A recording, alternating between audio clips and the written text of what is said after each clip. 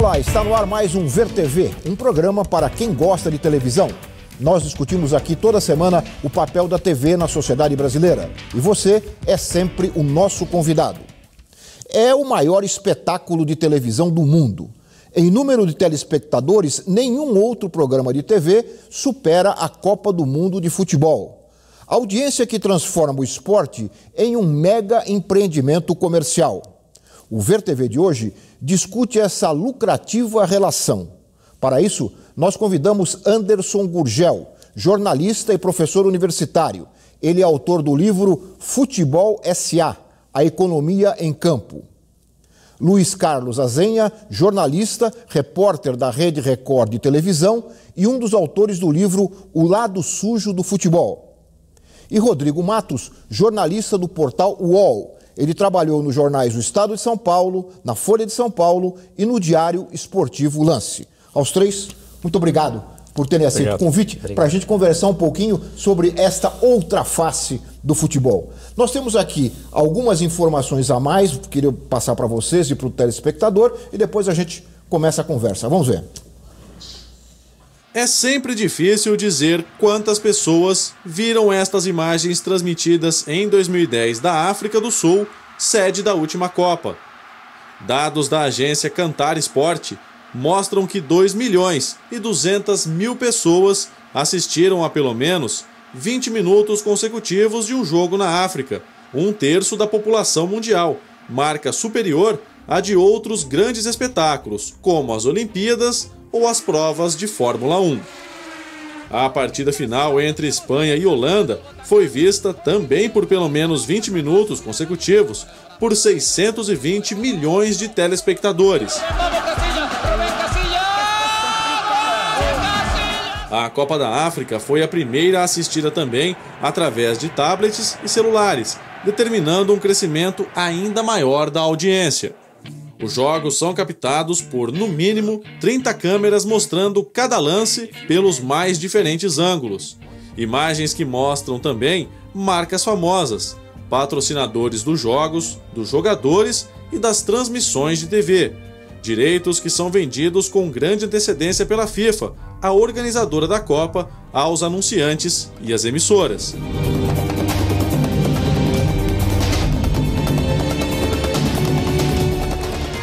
Diante de tanto poder, desvios também estão presentes, como mostra o livro Um Jogo Cada Vez Mais Sujo, do jornalista britânico Andrew Jennings, lançado no Brasil às vésperas da Copa do Mundo. Bom, o livro é esse aqui. Está aqui na minha mão, ele é recém-lançado e faz parte de uma série de publicações que estão surgindo. E, curiosamente, hoje nós temos nas outras Copas do Mundo, pelo que eu me lembro, eram sempre livros, sempre um lançamento de livros, mas eram sempre aquelas estatísticas, quem ganhou em 30, quem foi o maior goleador em 70.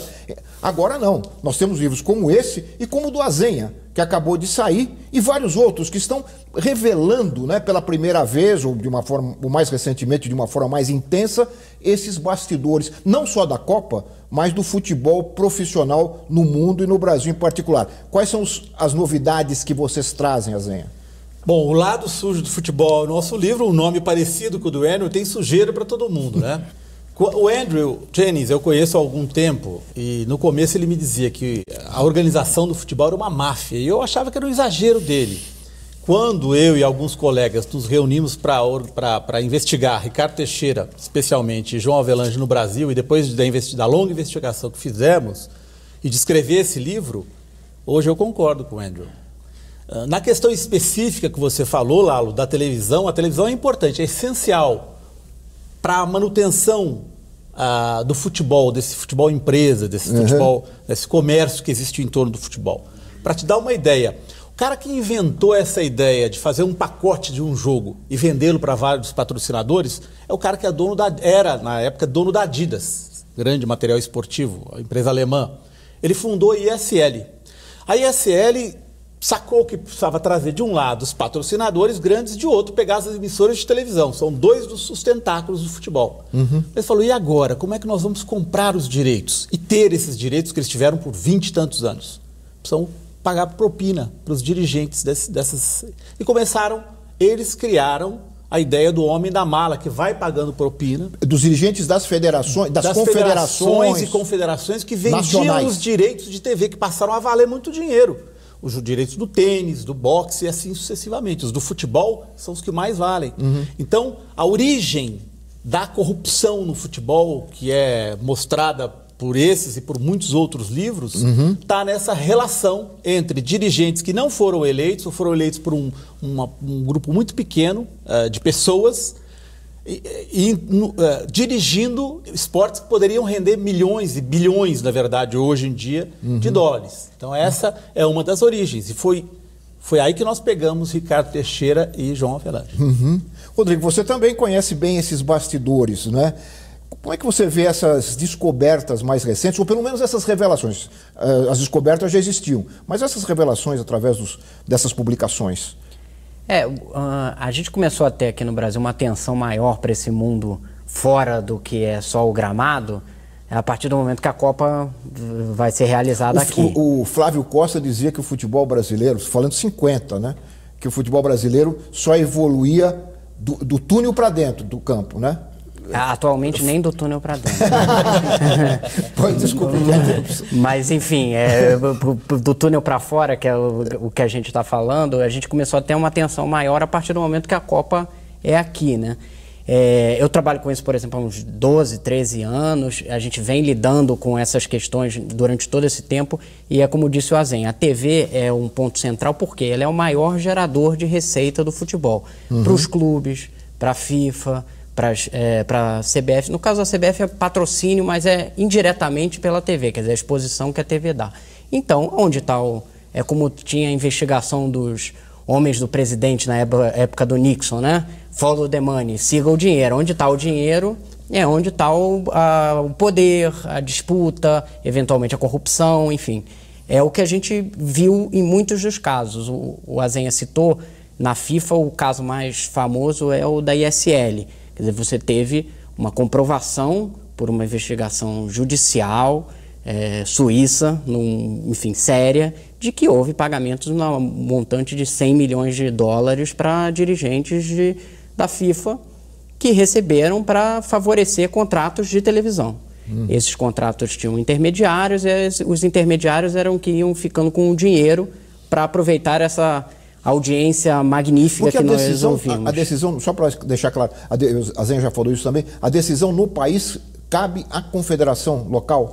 Então, em relação à Copa do Mundo, quem vende é a FIFA, um grupo de em torno de 25 homens do comitê executivo, espalhados pelo mundo, mas concentrado muito dos europeus e alguns sul-americanos, às vezes da América do Norte, enfim, que concentram esse poder. Então, poucas pessoas que acabam detendo um poder sobre uma coisa que é muito grande.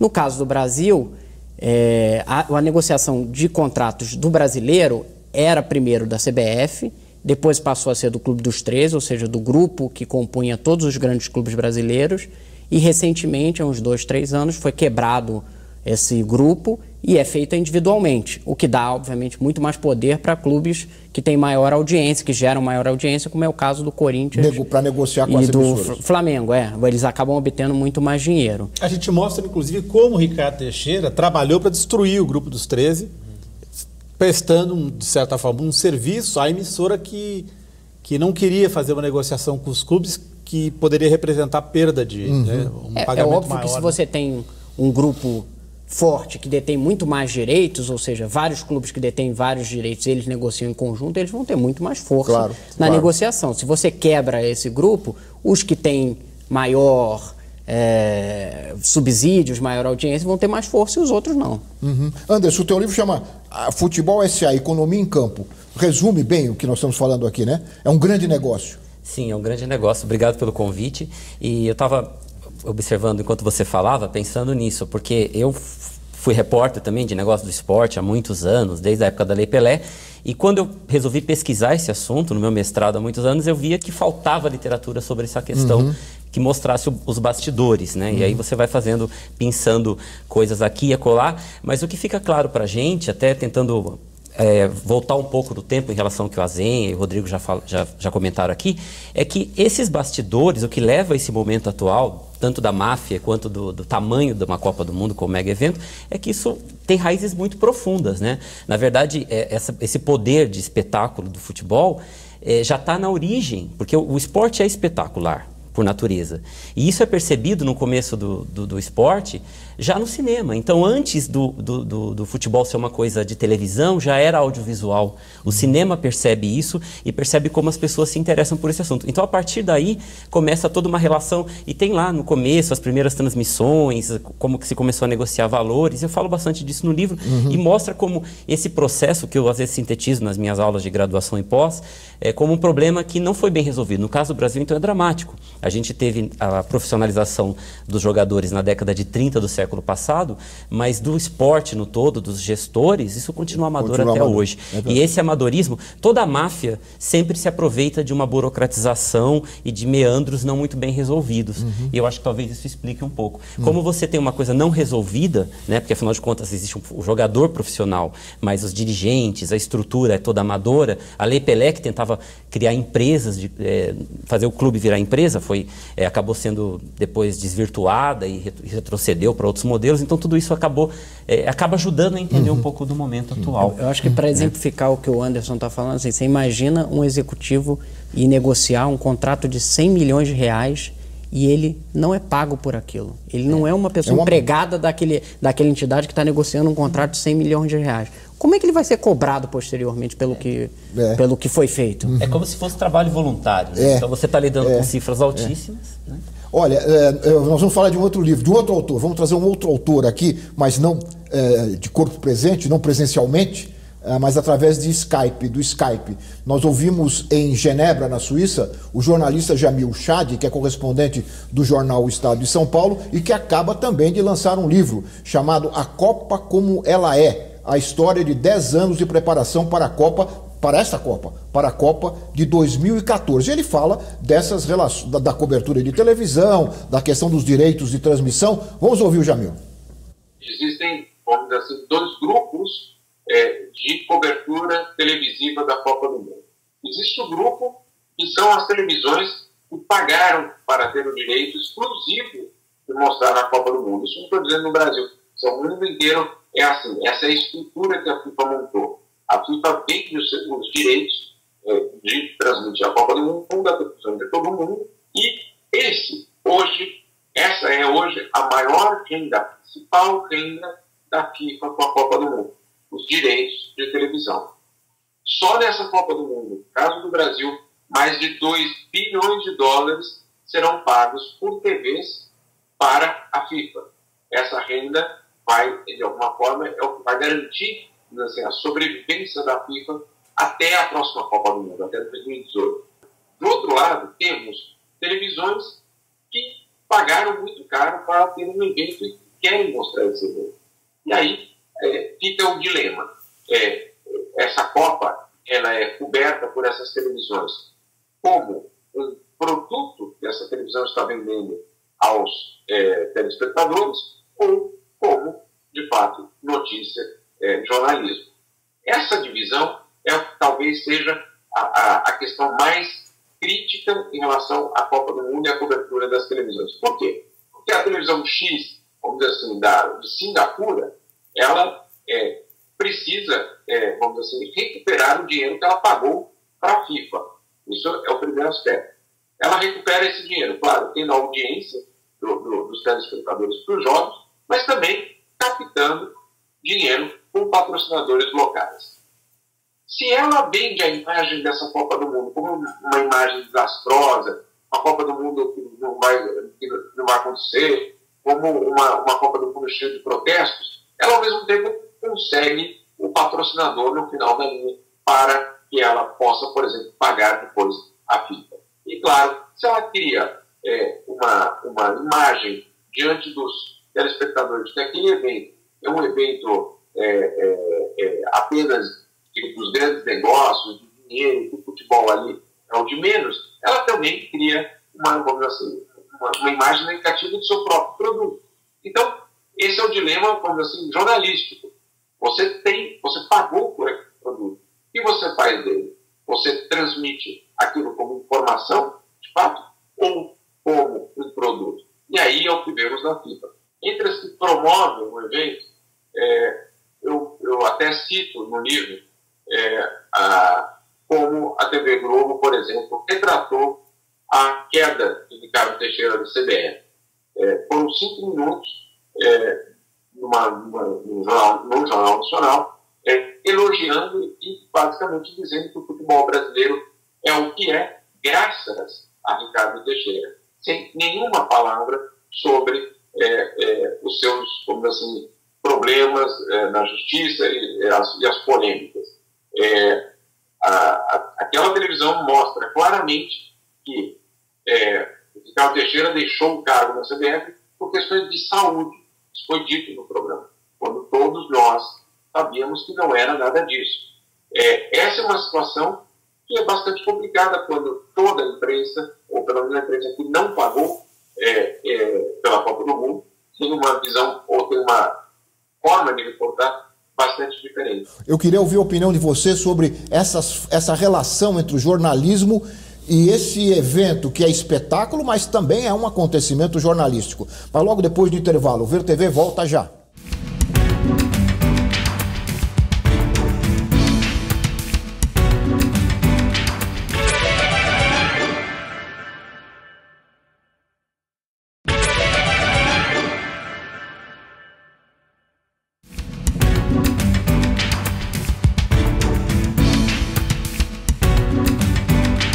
Nós estamos de volta com o VerTV, que conversa hoje sobre a cobertura da Copa do Mundo e as relações da televisão com o futebol. E nós, no bloco anterior, nós mencionamos aí as formas várias de cobertura do futebol, que na verdade é mais, muitas vezes, um espetáculo de televisão, e a televisão tem dificuldade de falar mal desse espetáculo. O Jamil falou isso lá em Genebra, eu queria ouvir a opinião de vocês. A gente estava contando aqui uma história, né, no intervalo, é que às vezes o comentarista está ali, ele está vendo que o negócio não está bom, né, não anda, todo mundo é rapaz, chutes na lua, e aí ele começa, tecnicamente não está muito bom o jogo e tal, mas ele não pode falar, ó, telespectador, vá para casa, dormir, ninguém aguenta isso aqui. Vou dar um exemplo que inclusive tá no nosso livro, a gente narra a única briga do Teixeira com a Globo. Agora o Marcelo Rezende saiu da Globo, foi ele que fez o Globo Repórter, famosíssimo, atacando o Ricardo Teixeira. Ele está na Record, agora ele contou a história, a gente narra lá. Dos interesses, né? Por um momento, ele ameaçou a Globo dizendo o seguinte, olha, eu vou mudar o horário do jogo, eu vou quebrar com a grade de vocês. É verdade, Foi essa guerra. Foi. E o Marcelo Rezende narra. E eu vou dar 2 exemplos pessoais. Eu fui repórter de Fórmula Indy durante muitos anos, 100 corridas ao vivo eu transmiti. Numa dessas corridas, morreu um piloto, e eu era repórter, e todos nós que estávamos na pista sabíamos que o Jeff Krosnoff tinha morrido no acidente. No entanto, o resgate foi feito como se ele ainda estivesse vivo. Porque quando o patrocinador compra o programa de TV, por exemplo, eu me lembro isso claramente, na época era SBT que eu trabalhava, então o patrocinador tinha lá um carro patrocinado, tinha que aparecer tantas vezes a placa daquele carro na transmissão. Senão, a organizadora do evento tem que devolver o dinheiro. Então eles simulam, fizeram o resgate de um piloto morto para manter a corrida correndo até o fim. Isso é um exemplo, né? Dizem que com o Senna foi assim. O Senna também dizem que foi assim. Um outro exemplo, eu estou cobrindo uma corrida de Fórmula Indy, um pneu escapa de um dos carros, salta para a arquibancada. E eu vou, feito louco, querendo fazer a cobertura daquilo. E um fiscal tenta me impedir de fazer a cobertura. Ao vivo isso. Enfim, continua a corrida. No fim, queriam tomar a minha credencial de repórter. Porque eu tinha tentado mostrar algo que não podia ser mostrado. Isso mostra para você qual é a relação da emissora com o evento esportivo, que muitas vezes o futebol é certamente para a Globo a maior fonte de renda dela, disparadamente. Você não vai... Mas o entretenimento, ele se coloca sobre o jornalismo. Ele atropela o jornalismo. Não é mais, no caso, somente do esporte, né? Isso na estrutura de negócio das empresas de comunicação, o jornalismo foi sendo deixado para escanteio, e no esporte isso fica claro. Né? Porque o show, o Jamil fala muito bem disso, e é legal ver que isso já chegou nas redações, a gente sempre tenta colocar isso para os alunos, tudo. O show, o futebol é um show, o jornalismo, ele vai fazer uma parte ali, né? Quando eu falo e às vezes em aulas de pós, por exemplo, entendam que o Galvão está ali para ser o seu companheiro, para não deixar você dormir durante o jogo, já que passa tão tarde. Por isso que ele grita tanto, né? E eu brinco com os alunos e falo, mas peraí, vocês conhecem alguma pesquisa que diz que o melhor horário para jogar futebol é depois do Big Brother, começar invadindo a madrugada? É claro que não. Isso é um interesse comercial. E isso é assim porque o clube não tem condições de se impor e negociar. Tem sempre, é uma relação desigual na qual um lado tem muito mais poder econômico e ele impõe suas regras. Não vai ser diferente na Copa, quando nós vamos ter jogo em Manaus à 1h. Pois é. E isso vai prejudicar o espetáculo. Sobre isso nós ouvimos também, sobre essa relação entre o jornalismo e o futebol, nós ouvimos outro jornalista que procura também trabalhar os bastidores, trabalhar com os bastidores, mostrar esse outro lado do futebol, que é o Vinícius Konchinski. Vamos ouvi-lo. Eu acho que a cobertura da televisão, que diz respeito à Copa do Mundo e à Olimpíada, ela está focada muito na parte esportiva dos eventos, são eventos esportivos, então é natural que tenha essa cobertura, e na parte festiva dos eventos, a torcida voltando ao Maracanã, o time do Corinthians inaugurando o estádio, esse tipo de coisa. Eu acho que há espaço para uma cobertura mais crítica, mais voltada à organização desses eventos, que demandam um esforço gigantesco do país todo. Políticas, empresas, todo mundo está envolvido com esse evento e isso precisa ser coberto. Eu acho que que a televisão ela não cobre devidamente esses bastidores por alguns motivos. Eu acho que um dos motivos é porque os grandes canais de televisão, eles estão, de certa forma, comprometidos com o evento. São parceiros dos organizadores do evento, pois transmitem esses eventos, têm direito e compram esses direitos desses organizadores. Então, as emissoras de televisão não querem comprometer um produto que eles mesmos estão pagando para ter direito sobre ele. Esse é um ponto. O segundo ponto, eu acho que tem a ver com aquele caráter festivo da cobertura que eu já comentei com vocês. Eu acho que a cobertura da televisão, ela se pauta muito pela parte desportiva, que é as seleções chegando, e a parte festiva da Copa, a Copa como uma celebração e como uma festa do povo brasileiro.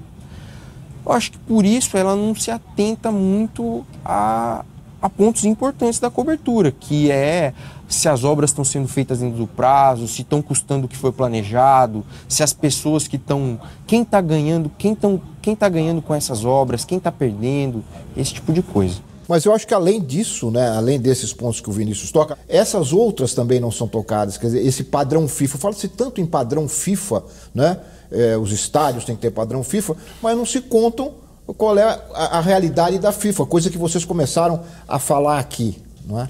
Agora, eu vou só discordar um pouco do Vinícius no seguinte ponto. Eu acho que acabou que a mídia, que talvez não tivesse tão comprometida com levantar a Copa do Mundo, fez uma cobertura tão crítica em relação à organização e houve tantos problemas que isso acabou atropelando a própria mídia tradicional que tentou exaltar, e hoje em dia você vê na percepção da população uma mudança que antes era de apoio à Copa e hoje o apoio se reduziu consideravelmente. E a própria mídia, que anteriormente fazia uma cobertura apenas favorável, teve que rever determinados pontos e procurar um equilíbrio maior.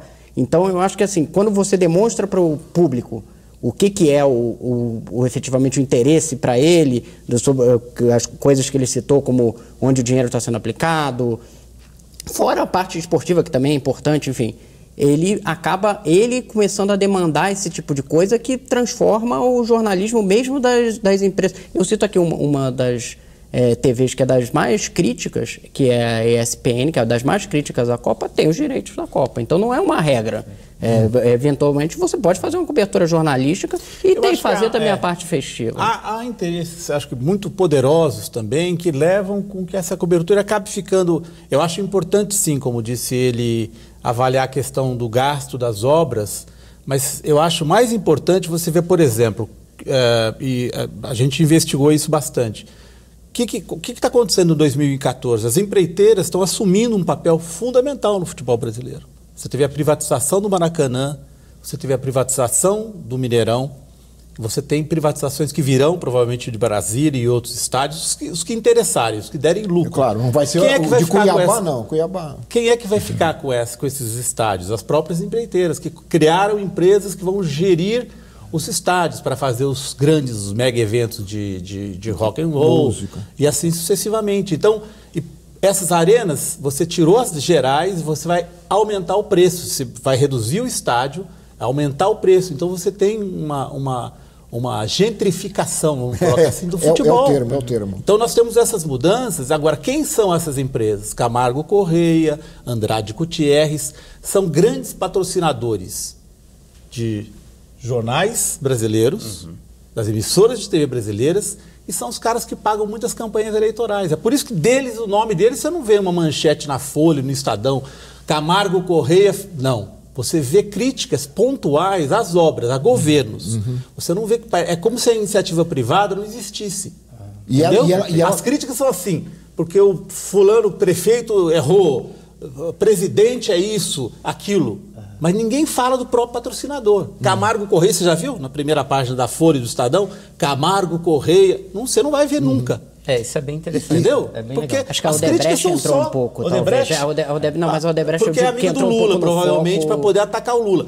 Você entendeu? Então é como se a iniciativa privada não existisse, tudo que é público é uma droga. Tudo que é público é uma droga. Agora, a parte da iniciativa privada... Por quê? Acho que são os interesses econômicos que se... E que acaba criando, né? Estão blindados. Eles subordinam a pauta jornalística brasileira. O que o Azenha levantou é assim, essencial. A Odebrecht vai se transformar numa nova TV Globo dentro do futebol brasileiro. O Flamengo já deve dinheiro para ela, o Corinthians já deve muito dinheiro para ela. Não é o estádio do Corinthians não é dela? Hoje em dia é até da Caixa, né? Porque a Caixa é o financiador. Mas, enfim... o Corinthians deve muito dinheiro, o Flamengo deve dinheiro, o Botafogo deve dinheiro, e quando você começa a dever, como acontece com a Globo, você vai ficando pendurado e você vai ficando cada vez mais... Hoje, no caso do Flamengo e do Botafogo, ainda são quantidades de dinheiro pequenas, menos de 20 milhões de reais e tal. Mas no caso do Corinthians... Olha, o Corinthians está pendurado no Odebrecht. Ele está pendurado no Odebrecht. E nós estamos falando em tanto dinheiro, mas é um dinheiro que corre em alguns setores do futebol. Não é para todo jogador, não. Nós fomos ouvir o Alex, lá em Curitiba. O Alex é um dos líderes do Bom Senso Futebol Clube, que fala exatamente desse problema daqueles jogadores que estão fora da nossa conversa. Vamos ouvir o Alex. Participei de várias situações organizadas pela FIFA e realmente quem está envolvido nela vê que funciona muito bem. E o futebol brasileiro é outra coisa. Nós nunca podemos colocar na mesma cesta o futebol brasileiro com a seleção brasileira. São coisas totalmente diferentes. Uma coisa não tem nada a ver com a outra. Até parece que não são os mesmos esportes. Então não cabe comparação, não cabe uma comparação de um produto organizado pela FIFA. E como também não cabe comparação, o futebol brasileiro num contexto todo é comparado à própria seleção brasileira. São coisas distintas e bem diferentes uma da outra. Então o Bom Senso, quando surgiu para apontar algumas realidades que ninguém fala. Porque nós falarmos de primeira, segunda e terceira divisão no máximo é muito fácil, muito simples. E a realidade do futebol brasileiro não é essa. A realidade do futebol brasileiro é que acabaram os estaduais aí há 3 semanas atrás e nós temos aí mais de 500 jogadores desempregados. Junto desses 500 jogadores nós temos os seus familiares. Vende-se a imagem de que jogador de futebol ganha muito dinheiro, e realmente é verdade, não é uma imagem mentirosa, mas não se coloca a porcentagem dos jogadores que ganham esse dinheiro, que é uma porcentagem muito pequena no foco total. Se nós formos colocar em porcentagem, deve dar no máximo 2%. Então nós estamos falando de um universo aí de 98% de jogadores que pagam para trabalhar. Essa é a realidade do futebol brasileiro. Então, quando o Bom Senso surgiu para apontar isso. Surgiu para apontar que muitos clubes dão calote nos seus jogadores. Que vários clubes aliciam jogadores de clubes considerados menores. E principalmente para mostrar que a realidade do futebol brasileiro é muito pobre. Existe um universo aí de jogadores que trabalham no máximo 3 meses do ano. E nós temos uma entidade que cuida do nosso futebol, que é a CBF, que realmente lucra bastante com o nosso futebol. Então, de repente, se o pessoal olhasse de uma maneira diferente, esses números tristes, até vexatórios para o nosso futebol, poderiam diminuir um pouco. São poucos jogadores que têm coragem, essa coragem do Alex e essa percepção de que o futebol não se resume a esses poucos privilegiados, claro, que através da sua própria competência ganham altos salários, mas a maioria está alijada e não há uma estrutura do futebol capaz de contemplar essa massa toda, né, Léo? Pelo contrário, Lalo, como o Rodrigo lembrou com muita propriedade a questão da concentração de poder de alguns clubes, principalmente agora que eles negociam com a TV individualmente, Corinthians, Flamengo. Essa é uma pirâmide que se reproduz em outras... A pirâmide dos jogadores é a mesma dos clubes. Você tem alguns clubes ganhando muito e você tem a grande maioria dos clubes destruídos no Brasil. E alguns jogadores ganhando muito e muito. A mesma coisa. Você tem o Ricardo Teixeira no topo da pirâmide, embolsando 20, 30 milhões de dólares em função, não vou falar de corrupção, mas em função dos serviços, vamos dizer, entre aspas, prestados por ele ao futebol, e você tem 98% dos jogadores pagando para trabalhar. Então, essa é uma pirâmide. Você tem... E a gente fica focado no topo dela. E é uma coisa, né, Rodrigo Anderson, que vem se eternizando no futebol brasileiro. Né? A única diferença é que cada vez tem mais dinheiro. Né? Que tem mais dinheiro. É porque a estrutura é exatamente... Se você olhar o balanço da CBF mais recente, 2013, eles ganharam 440 milhões de reais em patrocínios, enfim. Ganham muito mais do que todos os clubes e eles têm 80 milhões em caixa. Aí a gente vê o futebol que o Alex está citando, pobre, do Brasil, que a pesquisa é que 98% ganha até 2 salários mínimos. Agora, faz sentido a entidade que comanda esse futebol sem fins lucrativos. Sem fins lucrativos, exatamente. Como a FIFA não é também que ela tem que guardar lucro como a FIFA também é sem fins lucrativos. Mas faz sentido ela construir uma sede que vai custar 100 milhões de reais, ter 80 milhões em caixa, pagar salário para o seu presidente acima de 100 mil reais, sendo que a gente sabe que não é um profissional, né? Uma pessoa que é um político. E você ter a maior parte do futebol pobre, assim, não faz o mínimo sentido, né? E ao mesmo tempo faz não todo. Tem lógica. Porque se a gente observar, os sociólogos de esporte vão dizer lá no século passado que o esporte surge como o grande fator, a grande novidade do século XX. E ele vai se tornar, nessa expansão capitalista, como uma das ferramentas. Se a gente pegar, tem um novo livro aí falando do capitalismo, vão dizer que há uma concentração cada vez maior da riqueza. Isso se reproduz no esporte, porque o esporte é efetivamente um espaço simbólico que sintetizam as questões da sociedade. Então, se a gente quiser fazer essa leitura, dá para fazer. De certa maneira, esse topo de pirâmide, ele funciona como um imaginário. Todo mundo quer chegar lá. É mais ou menos como no caso dos mega-eventos. O modelo de excelência de Barcelona é de exceção, porque os mega-eventos vão ser sempre feitos na exceção. E todo mundo quer ser um jogador que vai ganhar muito, Neymar, mas isso é para alimentar uma estrutura que é de concentradora de renda. Concentradora de renda. Agora, exploração. A sua comparação com o capitalismo é boa nesse sentido, mas ela porque é super capitalista. Eu sei, mas eu acho que tem um ponto que falta, que é o seguinte... Ok, ela é capitalista, mas ela também pré-capitalista no sentido de que ela se funda nesse Estado, tipo o Estado brasileiro. Um monte de federação, politicagem, distribuição de dinheiro, que não tem nada a ver com lógica capitalista de distribuição de dinheiro para quem produz mais. Mas de uma máquina fundada dentro de uma burocracia e sustentada pela legislação, que é o caso da CBF, protegida pela legislação, e que vai ficando com esse dinheiro sem estar produzindo grandes coisas. É interessante porque o meu doutorado, uma das conclusões é justamente essa, que a espetacularidade, que a gente pode chamar de mega evento, essa ideia de mega, ela vai matando o esporte. Então, quando você fala da parte política, você está falando do conceito de esporte. Esporte tem que ter competição, tem que ter ser humano querendo participar e tem que ter essa organização, regras. Isso é a parte da política e da federação, tudo. Só que o esporte sempre é sedutor e sempre é espetacular por natureza, nos encanta quando a gente vai ver um jogo. E aí que essa espetacularidade vai ganhando o esporte, vai criando um aparelho que cresce consumindo o que é o esporte. Então, o mega evento, a Copa do Mundo, mesmo a Libertadores, uma Liga dos Campeões, ela vai consumindo o que para crescer? Todo sistema precisa de energia para crescer, se a gente pegar por essa ideia de teoria do sistema. E o que se consome é efetivamente o jogador, que a gente tem aí jogadores... efetivamente estar na Copa do Mundo é conseguir não se machucar depois de um extenuante campeonato brasileiro, europeu. Então, você tem cada vez mais o jogador sendo super explorado, como qualquer outro trabalhador no sistema. Então, de certa maneira, esse futebol é a cara da economia atual. Muito bem. Antes, eu vou fazer mais um intervalo e o VTV volta em seguida, conversando aqui sobre essa relação entre o futebol e a televisão. Nós voltamos já.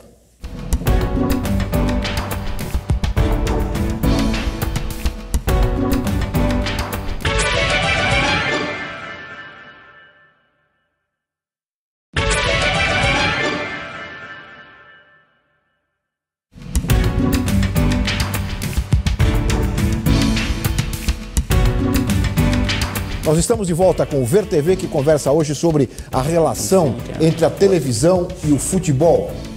E nós ouvimos no Rio de Janeiro o jornalista Renato Maurício Prado. Ele é comentarista no canal por assinatura Fox Sports e colunista de esportes do jornal O Globo. Ele fala num tema que a gente tocou rapidamente, mas que eu gostaria de voltar a esse assunto, que são os direitos de transmissão, as imposições, as obrigações que as entidades fazem ou não para as emissoras. Vamos ouvir o Renato Maurício Prado.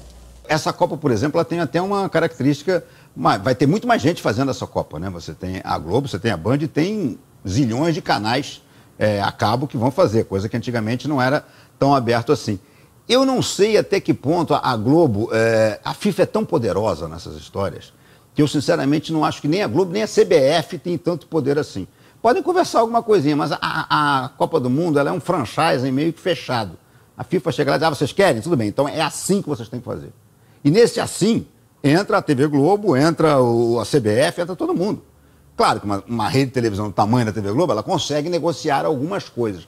Mas dentro do pacote da FIFA, são muito pouca coisa. Eu acho que é quase irrelevante. Se você disser, a Globo tem uma influência monstruosa no Campeonato Brasileiro. Aí tem. Porque aí realmente é ela quem bota o dinheiro no futebol brasileiro, é ela quem praticamente diz para a CBF o que ela quer. Na Copa do Mundo a história é um pouco diferente. Quem diz como é que toca a música é a FIFA. É isso mesmo, quer dizer, há um pacote vendido, né? E a própria transmissão é feita por uma emissora da FIFA, é isso? Sim. É assim que funciona. Eu só discordo um pouco do Renato Maurício, porque assim, ele tem razão, o pacote da FIFA vem completo, enfim, eles têm muito poder, mas, por exemplo, os horários dos jogos que vão ter no Brasil foram determinados muito pela TV europeia. Por isso que vai ter jogo 13h em Manaus, no calor, no Nordeste, porque é o horário melhor que você vai cair pelo fuso, vai cair no prime time lá da TV europeia para os jogos. Então, a TV europeia tem muito poder dentro da Copa, sim, até porque ela é a maior receita. Né? A maior receita ali do... E a Globo também, eu também discordo dele, acho que a Globo tem mais poder do que ele está dizendo. Não tanto quanto a TV europeia, mas tem sim. A Globo, o que a Globo paga pelos direitos de transmissão, pelas Copas do Mundo, é uma fatia considerável do que a FIFA ganha, do que a própria FIFA. Eu acho que na hierarquia é o segundo maior, depois dos europeus. Tem os americanos também, é bem alto, é o dos americanos. O que é interessante, que eu entendo o argumento de vocês, mas eu tendo a concordar com ele, é que o que acaba acontecendo hoje, e até alguns teóricos vão falar de um novo imperialismo, né? A FIFA é um modelo imperial. Claro. Ela chega no Brasil e num país que a gente paga impostos em níveis absurdos, ela vai ter isenção fiscal, em estádios que você não pode beber, ela vai conseguir reverter essa lei. Tem áreas protegidas em volta do estádio, proteção, que foram internacionalizadas, né? Sim. Então é uma coisa imperial. Só que é um imperialismo diferente do passado, se a gente for pela história. Porque não é um imperialismo que tem uma cabeça muito clara, é um sistema que se autorregula. Então é claro que todos jogam para o mesmo time. Globo, as emissoras europeias, todas vão jogar para o mesmo time, que é esse grande projeto imperialista. E o que eu acho que é fascinante, enquanto objeto de pesquisa, eu trabalho com isso e falo isso no meu doutorado, é que num certo momento esse projeto de globalizante, imperialista, ele começa a gerar o seu contraponto, que são os protestos. Então, ao mesmo tempo que a FIFA vai ganhar como nunca, ela está lidando com uma situação completamente nova e que vai colocar um impasse muito grande. Inclusive, que essa é a última Copa do Mundo importante, né?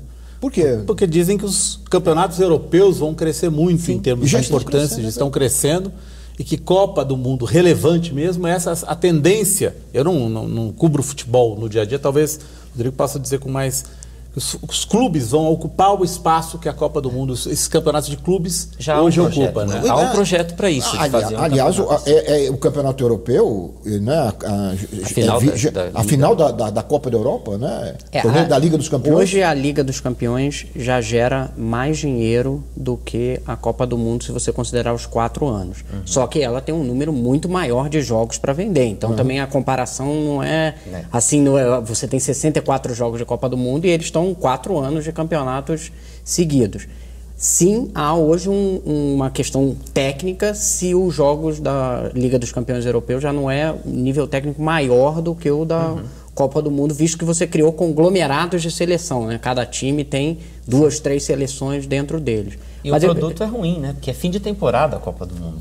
Mas eu ainda acho que, apesar de feitas essas ressalvas, eu concordo então com a gente que sim, há uma questão sobre isso, ainda acho que a questão da Copa do Mundo é muito mais globalizada e acho que ainda vai se manter pelo menos durante um tempo. Uma das brigas da FIFA hoje em dia, inclusive com os clubes grandes europeus, os brasileiros nem se colocam nesse patamar, mas é justamente isso, é uma briga por poder e exposição. O mercado de futebol tem um tamanho e eles estão brigando pelas fatias mundiais. Quando quem tiver mais jogador, mais dinheiro, é isso. A FIFA vai brigar na nossa investigação, por exemplo, a gente mira muito quem é que está por trás do dinheiro. Então, a um certo ponto nós dizemos, João Avelange e Ricardo Teixeira foram meros office boys do grande capital. Um foi um representante da Adidas, que manteve a Adidas mandando praticamente no futebol mundial através da ESL, que tinha, independentemente do valor, e aí é o capitalismo que se dá boca para fora. Não havia competição pelos direitos internacionais, eram entregues para a ESL. Sim. Quando surgiu a maior competição, surgiu um competidor, a IGM americana, oferecendo mais, foi barrado, porque o acerto já tinha sido feito. O mesmo se repete regionalmente. No Brasil, a Globo tem esse futebol amarrado por questões políticas. Não há concorrência? Não há concorrência. A FIFA não abre concorrência, não abre uma licitação? Oficialmente abre. Oficialmente abre. Oficialmente, mas os sistemas são muito obscuros. Assim. Não há tem transparência, essa transparência da qual ela deveria ser... O valor, transparência nenhuma, é absolutamente obscuro. É obscuro. O próprio processo de escolha das próximas Copas foi completamente... Então você tem aqui João Avelange, o homem da Adidas, de repente, em quem que o Ricardo Teixeira se apoia para sair da sombra de João Avelange? Na Nike, que vinha numa briga titânica para ocupar o espaço no futebol mundial.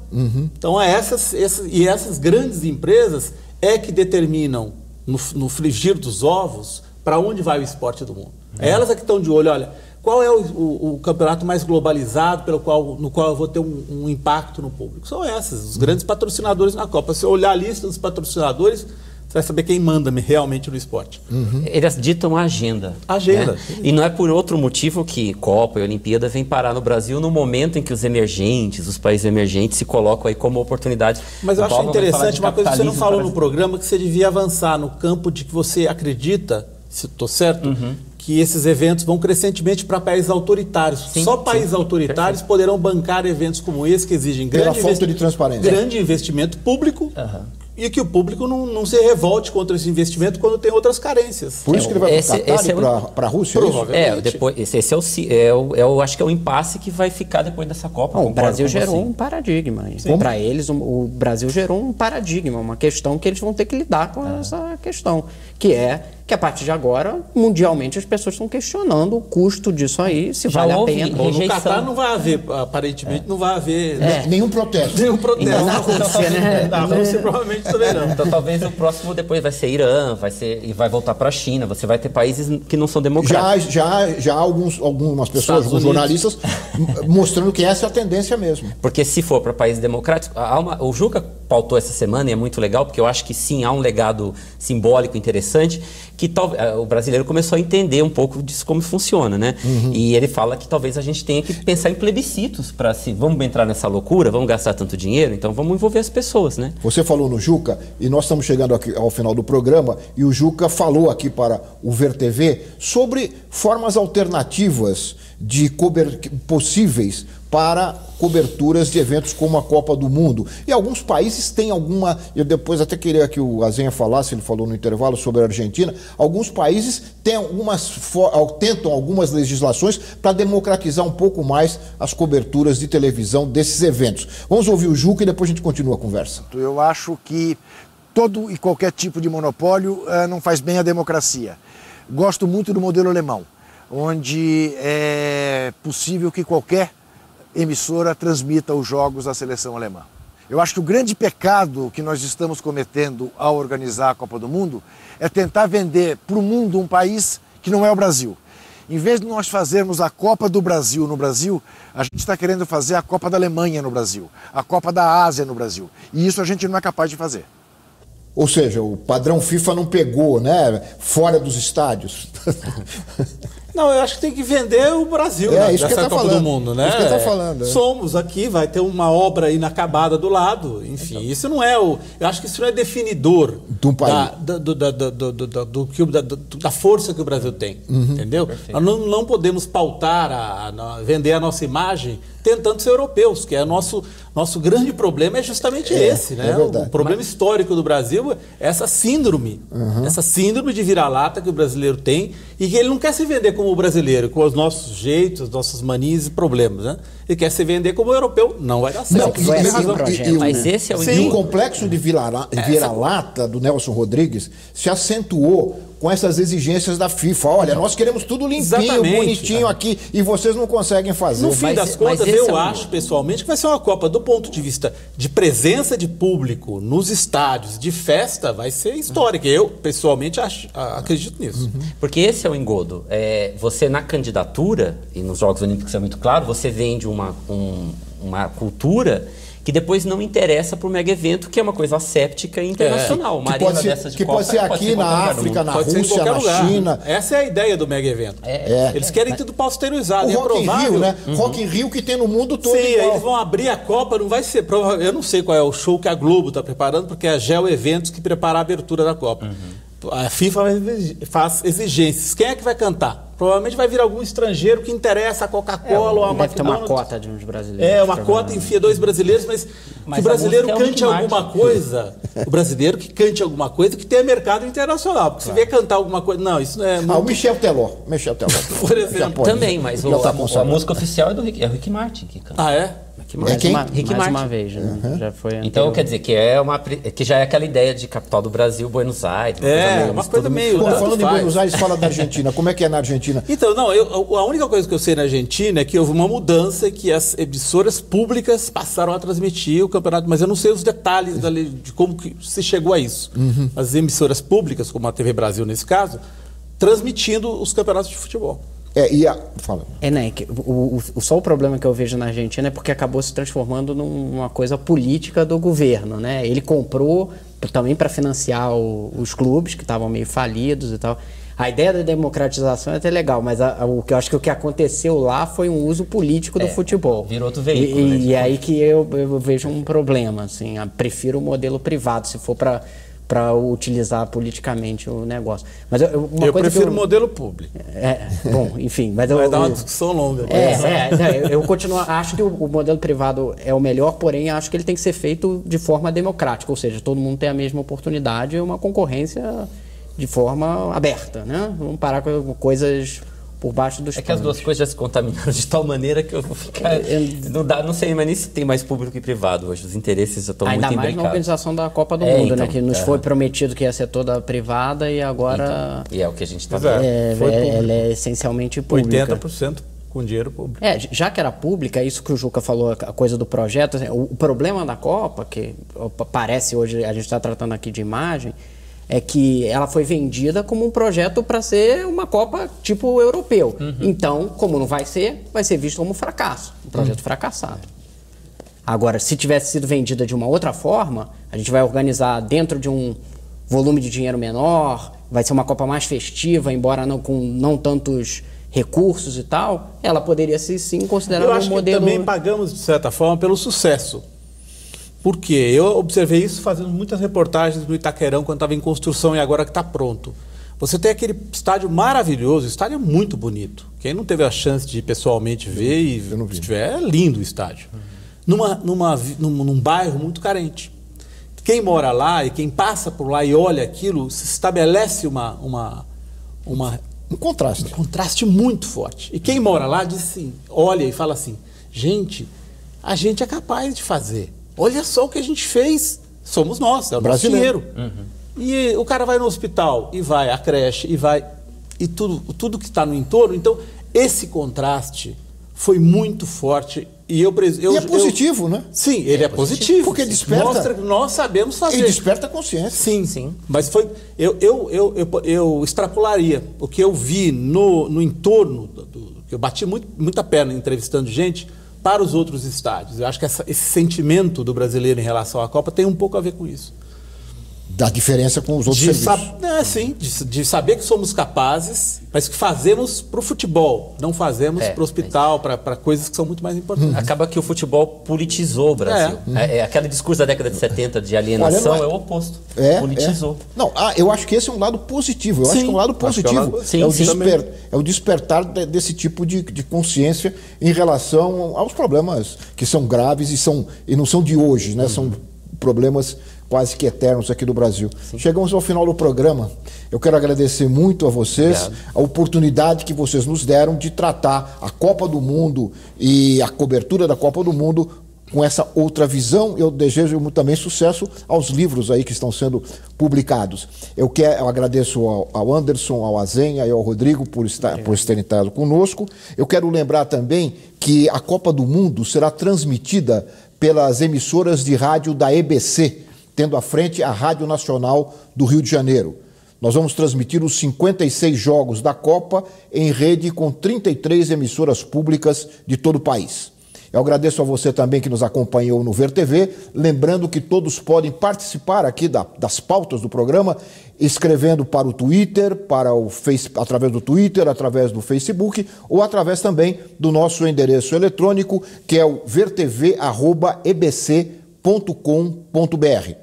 Até semana que vem com mais um Ver TV, um programa para quem gosta de televisão. Até lá!